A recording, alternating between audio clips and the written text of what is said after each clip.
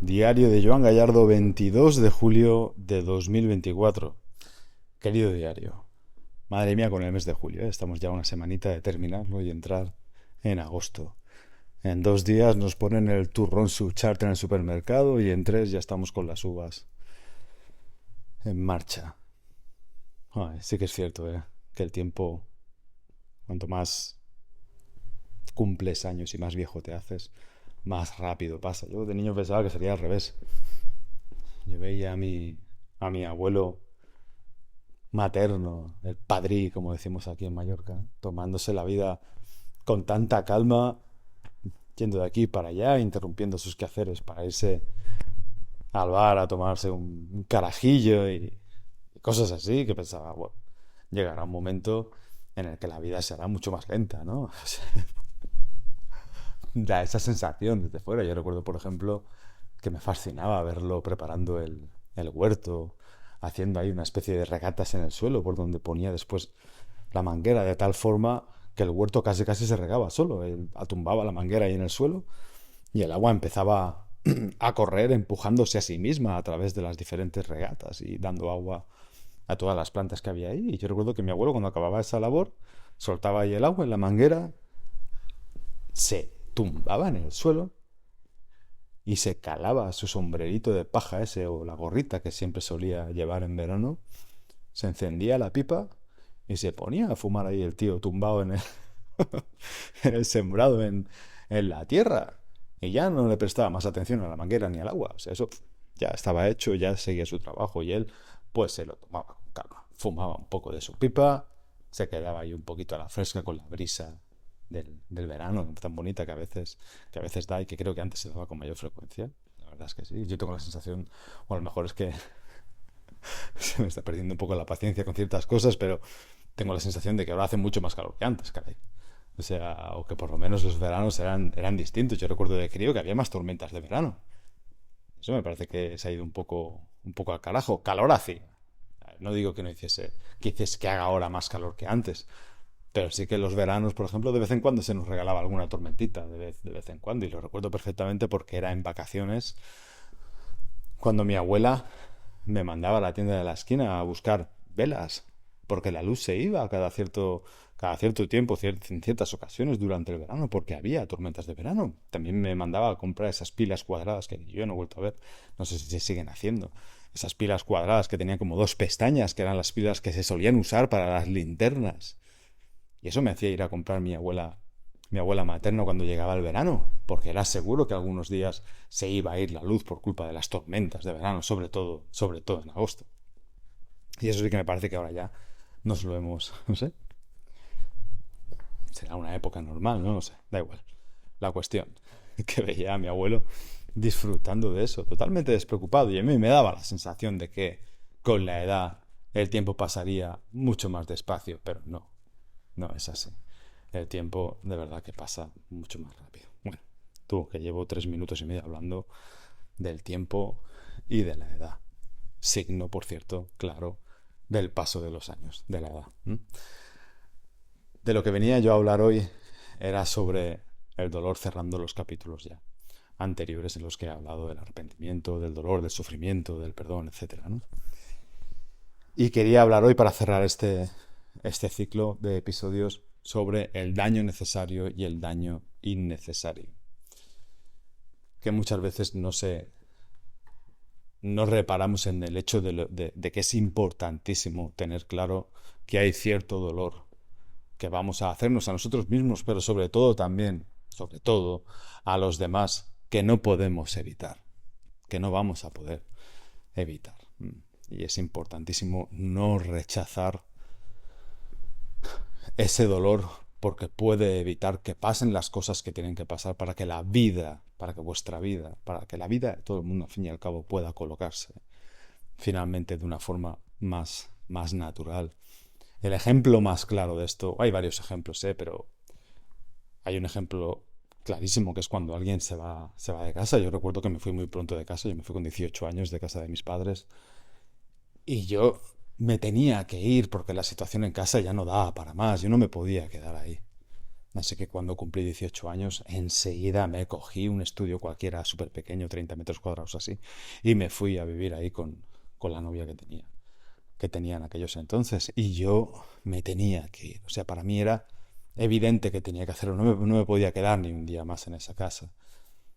Y yo sabía que iba a destrozar tanto a mi hermano pequeño como a mi madre, ¿no? Lo tenía clarísimo. Y me martirizaba, ¿eh? Me quitaba mucho el sueño por la noche. Pensaba, ostras, ahora dejo aquí a mi hermano pequeño sin mí y a mi madre, con lo bien que me llevo con ella, con lo mucho que la quiero, tengo que decirle, mamá, me voy, pero no me voy un rato, ni me voy un tiempo, no me voy para no volver nunca más. Y solo tengo 18 años, ¿no? Sabía que les iba a hacer daño como finalmente así fue. Pero era el paso natural, era lo que era debido hacer en ese momento. Y era para finalmente traer más cosas buenas que las malas que producía, ¿no?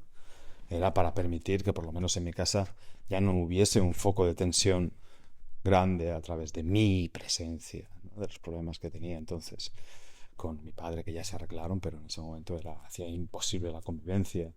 Sabía que era positivo para que también yo por fin tuviese mi independencia, algo que con lo que soñaba desde muy crío. Siempre he sido muy independiente y ansiaba ya pasar a esa fase, ¿no? Tener esa libertad mayor y sabía también que siendo como soy, que mi vida iba a tener muchos episodios durante la película, ¿no? Muchas partes, y que lo suyo era empezar a vivirlas cuanto antes para que después no se me hiciese tarde, como así finalmente fue, ¿no? Muchas vidas he vivido en una sola vida. Sentía que era un paso más que natural y que el dolor y el daño que iba a provocar a mi hermano pequeño y a mi madre no podía ser un impedimento para acabar haciéndolo, ¿no?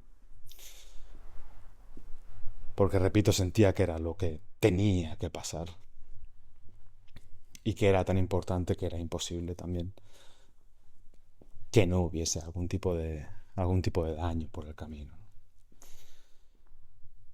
Finalmente di el paso y sí, efectivamente, hice daño a mi hermano pequeño, hice daño a mi madre, pero oye, era de eso que llamo yo daño necesario. No necesario porque haga falta hacerlo, sino porque es inevitable hacerlo, es inevitable que termine sucediendo. También con el consuelo de que es algo que no durará para siempre, ¿no? Que no hay dolor eterno, ni como decía San Agustín, dolor que no podamos soportar de alguna forma u otra. Otro ejemplo perfecto es cuando tú te decides a romper una relación. He dicho muchísimas veces que la mayoría, la gran mayoría, no me atrevo a hablar en porcentajes, pero sería un porcentaje casi total, sin serlo, pero casi total. La mayoría de parejas que rompen lo hacen queriéndose, ¿no?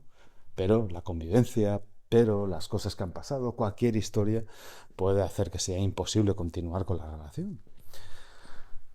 Entonces, la persona que tiene que dar el paso, sabiendo que es un paso necesario y que es un paso que a la larga será bueno para todos, esa persona que finalmente tiene que plantarse delante de la otra persona a la que quiere, pero con la que no puede seguir conviviendo, esa persona que se tiene que poner delante y decirle, mira, se acabó, ya no podemos seguir juntos. Esa persona, aunque esté haciendo algo bueno, va a provocar un daño enorme a la otra persona y seguramente también se va a provocar bastante daño a sí mismo por tener que asumir ese papelón, ¿no? Tener que asumir esa parte tan dolorosa. Pero es algo que tiene que suceder porque la alternativa es imposible. La alternativa es quedarte con una persona con la que finalmente sabes que no te puedes quedar. A no ser que quieras entregar tu posibilidad de llegar a ser feliz alguna vez en la vida, ¿no? Pero es un daño, repito, que vuelve a ser necesario, no porque se quiera hacer, sino porque es inevitable que suceda, es inevitable que se haga. Entonces estos dolores, este daño necesario, es algo así como medicinal, es terapéutico, es como cuando tú vas al dentista con un gran dolor de muelas y te predispones ahí a que en vivo, pese a la pericia de la dentista o el dentista, pues que te empotren una jeringuilla ahí con la anestesia y te tengan ahí un rato con la boca abierta, metiéndote material quirúrgico por la boca, rascándote ahí, a lo mejor cogiendo unas tenazas y sacándote una muela. O sea, es algo que duele. Y no hablemos de lo de después, cuando se acaba la anestesia. O sea, yo adoro a mi dentista, pero recuerdo que me hicieron una cirugía hace no demasiado tiempo. Y además era una cosa que no me resultaba demasiado molesta, pero sí que concluimos que era mejor hacer la operación que dejar eso ahí, ¿no? Por lo que pudiera llegar a pasar. Entonces yo fui ahí con una ligera molestia bucal, que sí, que se podría haber llegado a complicar, pero en ese momento me podía molestar, yo qué sé, un 2 de 10.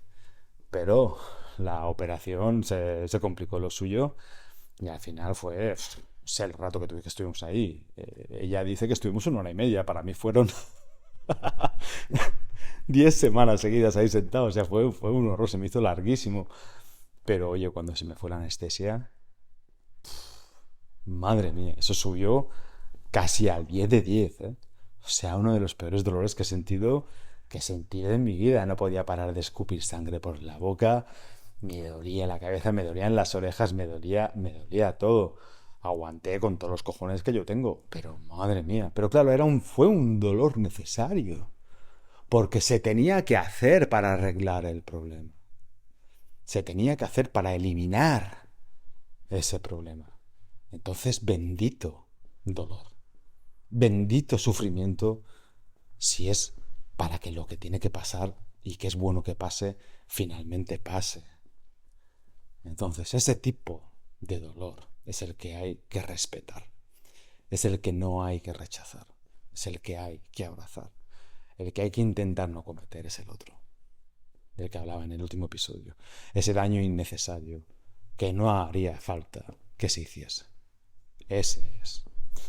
Pero el daño necesario, oye, la vida es así. A veces es imposible dar un paso sin hacer un daño a alguien que no querríamos hacer, pero que en última instancia forma parte del proceso natural de las cosas.